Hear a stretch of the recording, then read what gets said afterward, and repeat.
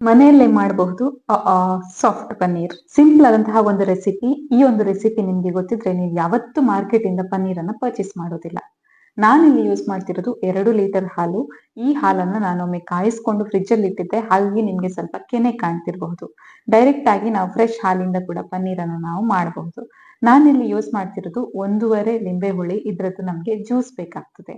ನಾವು 2 ಲಿಂಬೆ ಹುಳಿ ಬೇಕಾದ್ರೆ ಯೂಸ್ ಮಾಡಬಹುದು. ಅಂದ್ರೆ 1 ಲೀಟರ್‌ಗೆ 1 ಲಿಂಬೆ ಹುಳಿ ಆದ್ರೂ ಬೇಕಾಗ್ತದೆ.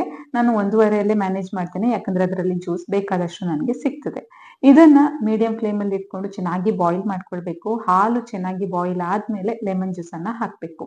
ಬೇಕಾದ್ರೆ ಫ್ಲೇಮ್ ಆಫ್ ಮಾಡಬಹುದು ಅಥವಾ ಲೋ ಫ್ಲೇಮ್ ಅಲ್ಲಿ 1-2 ನಿಮಿಷ ಹಾಗೆ ಬಿಡಬಹುದು.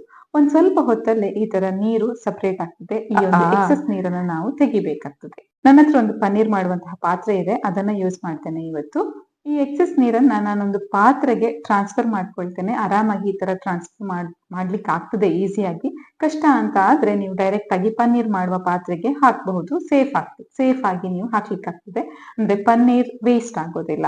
ನಾನು ಈ ತರ ಸ್ಪೂನ್ ಅಲ್ಲಿ ತೆಗೆದು ಆ ಪಾತ್ರೆಯ ಮೇಲೆ ಹಾಕಿ ಸ್ವಲ್ಪ ಪ್ರೆಸ್ ಮಾಡ್ತೇನೆ. ಎಕ್ಸೆಸ್ ವಾಟರ್ ಅಲ್ಲೇ ಹೋಗ್ತದೆ. ಇದಕ್ಕೆ ನಾನು ನಾರ್ಮಲ್ ಟೆಂಪರೇಚರ್ ಅಲ್ಲಿ ಇರುವಂತಹ ನೀರನ್ನ ಹಾಕ್ತೇನೆ. ಅದ್ರದ್ದು ಹುಳಿಯ ಅಂಶ ಅಥವಾ ಲಿಂಬೆ ಹುಳಿಯ ಫ್ಲೇವರ್ ಏನಾದ್ರೂ ಇದ್ರೆ ಹೋಗ್ತದೆ. ಇದನ್ನ ನಾನು ಗಟ್ಟಿಯಾಗಿ ಪ್ರೆಸ್ ಮಾಡಿ ಇಡ್ತೇನೆ. ಅಡಿಯಲ್ಲಿ ನೀವು ನೋಡ್ತಿರಬಹುದು ಒಂದು ಸ್ಟ್ಯಾಂಡ್ ತರ ಇಟ್ಟಿದ್ದೇನೆ. ಇದರ ಮೇಲೆ ಸ್ವಲ್ಪ ವೆಯ್ಟ್ ಇಡ್ಬೇಕಾಗ್ತದೆ.